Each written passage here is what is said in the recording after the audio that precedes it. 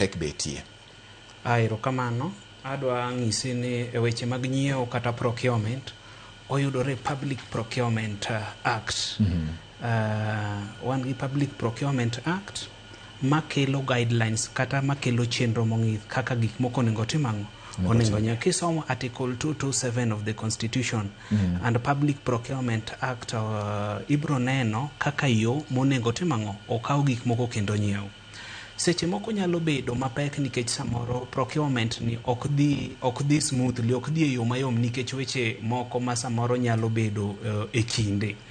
Namba achiel en ni counties mekewa nyocha ineno ka jatend omenda e wang' piny ka e wang' Kenya ka mano John Mbadi ne dwaro ni counties odonji gimiluongo ni e-procurement system maketo ayanga ne ng'ata madwa timo tendo ong'e ka ang'iyo ni ane county mara magie tenders manitie koro ere ma am capable manyalo timo yo makare.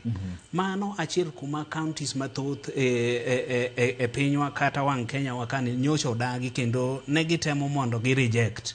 To mana paro ni en yo achiel moro mawazi ma samoro ne nyalo konyowa. Ji ok pile ji ok dwaga lokruok. To sama lokruok bi kelo nyaka iwinji e pek, to sama pek biro result be nyaka wuogie maber.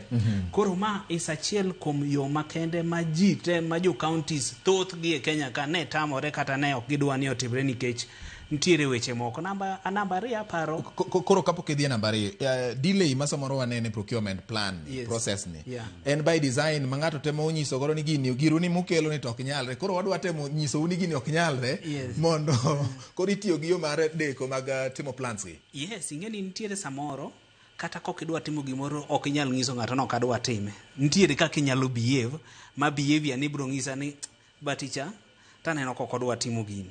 But gin gik manyalore, gin gik mosetim kendo mitimo kuonde mamoko. Koro king'iyo kaka one adoption midwaro ni procurement otime yo maler kata yo mar mbui ji tamore. Ntiere reason moko samoro behind it nikech e procurement ka nitiere weche mang'eny. Owadwa Kennedy bro ng'isi ni nitiere samoro ng'ato dwaro biro no ni e backdoor. To samo ni e backdoor ni owadwa mar Kennedy wuoye evaluation ei evaluation ka be nitiere weche and weche ng'ama dhi goyo sei mogik ni akoro batie moami tendani en a procurement officer. Koro i weche makamagi chalo kata gin gik moko mamiyo delay bedo. Namba 2 manyalo wacho e-procurement platform mane aneno koket kaini ji ne wacho ni nitiere delay kata deko mang'eny mondo miyo documents obed uploaded. Maga achiel kuom ng'uro mane joge wacho kata counties moko wacho ni gini deko wa samoro submission ok dhi in time. Koro challenge nyalo bedo e wechego nikech ji to reject. Mar 2 kata mar 3 anyalo wacho ni nitiere gimiluongo ni exchequer makoro kelonwa pesa kata makelo pesa e counties mopogore opogore. Sama exchequer deko, the procurement process nyaka be koro timang'o nyaka deki nikech pesa ma jogi nyalo timo go gigi kata magi nyalo rano go ginene services mag county onge.